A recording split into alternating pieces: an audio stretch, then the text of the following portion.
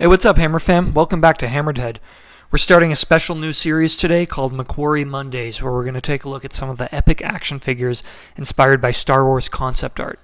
This first episode is brought to us by Jack, who sent in the 30th anniversary concept Darth Vader. Jack, thanks again for another great submission. Your contributions to the channel have really gone a long way, and it's great to have you supporting us this whole time, so thank you so much. Really excited to look at this guy.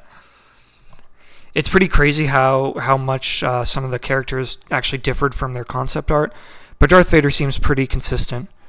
His helmet is a little bit more rounded out in the concept art, as you can see up here, but we actually get two different designs of it, so we can swap him out, give him two different looks on the figure.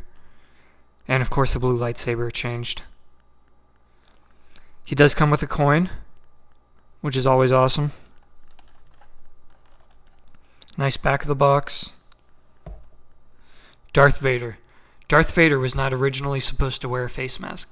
Ralph McQuarrie's concept drawing of Vader boarding the Tantive 4 was based on the idea that Vader would fly through space to reach the ship, requiring him to wear a breathing apparatus.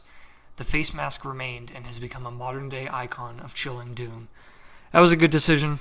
The mask design is obviously really cool and super iconic. It would have been a shame if he only wore it for that one scene. So good choice. Artist profile. The vivid imagination of conceptual artist Ralph McQuarrie brought to life the characters and worlds envisioned by George Lucas. McQuarrie's paintings and drawings were instrumental in the push to bring Lucas's saga to the big screen, giving shape and form to a multitude of fantastic individuals, creatures, planets, and technology encompassed in this epic tale. Developed in collaboration with McQuarrie himself, this remarkable action figure series pays tribute to the man whose art defines some of the most memorable characters in film history. That was really hard to read. My God, just the formatting on that paragraph was pretty tough. But it's pretty cool that McQuarrie himself actually helped design these action figures. That really makes them actually a lot more special. So yeah, I think this is the perfect figure to start with for this series. Darth Vader is obviously the most iconic figure or character in the entire, Star Wars universe. So it's fitting that we're going to take a look at his concept art. So let's bust him out of the case and take a look. Call this dude Proto Vader. I think he looks really sick. Again, one of the more similar concept art pieces compared to the actual character himself. They didn't really change too much from McQuarrie's design. You can really see which pieces they carried forward. But I think the figure looks really great. The helmet looks sick. This is obviously the first helmet option. We'll look at the second one later. But I like that design. It looks like a lot more evil, somewhat more like corrupted. So that was a great piece of work from McQuarrie.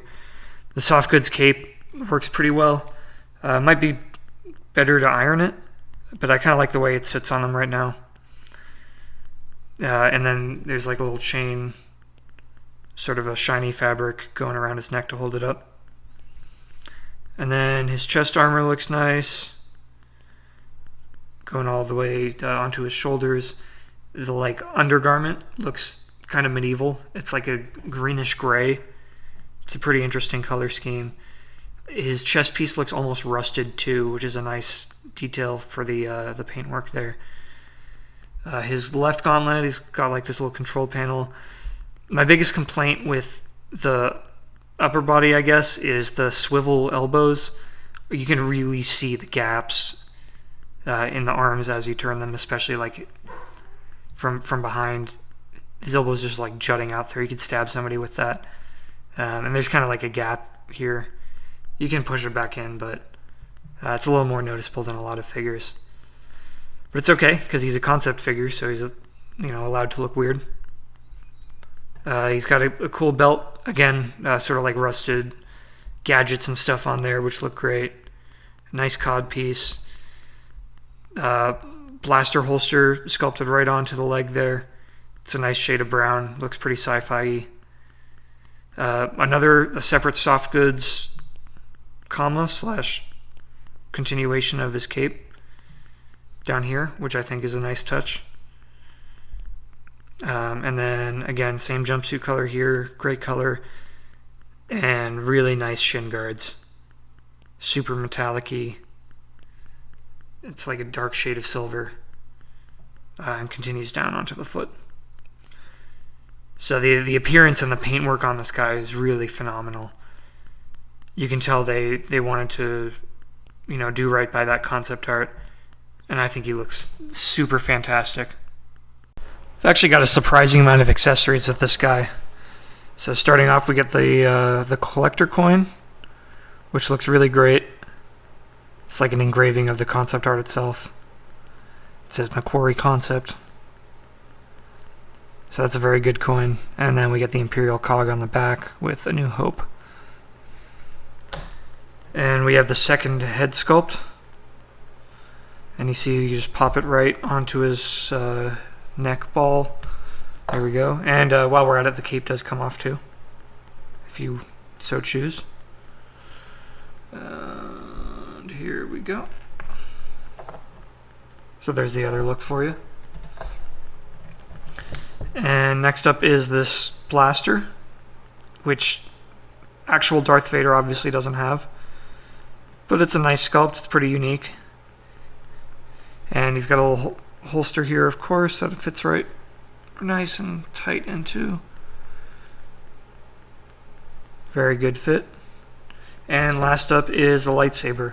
Again, it's a blue one, because that was what the original concept art had. And it's a pretty cool handle. A decent amount of detail.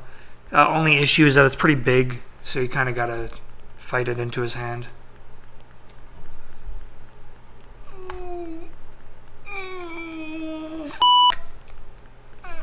Well, I gave up trying to get it in his right hand. It's just not sculpted very openly, and he's got some really thick fingers. So it was really tough to get in there, and I didn't want to risk breaking it. But it fits pretty decently in his left hand. He's got a very good grip on it. It's not going anywhere. Still looks really good. Articulation is decent. His head, I guess, technically is ball joint, but operates like a swivel. Then he's got a ball joint shoulders, swivel elbows and wrists, a swivel waist, swivel hips, and then knees and ankles are both ball joint. The ankles have a okay range of motion. Not the best, but it's actually, more sufficient than I expected. So all in all, it's it's good articulation.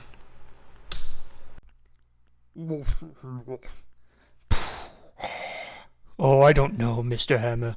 I just haven't been feeling very confident lately. Perhaps I need a new look.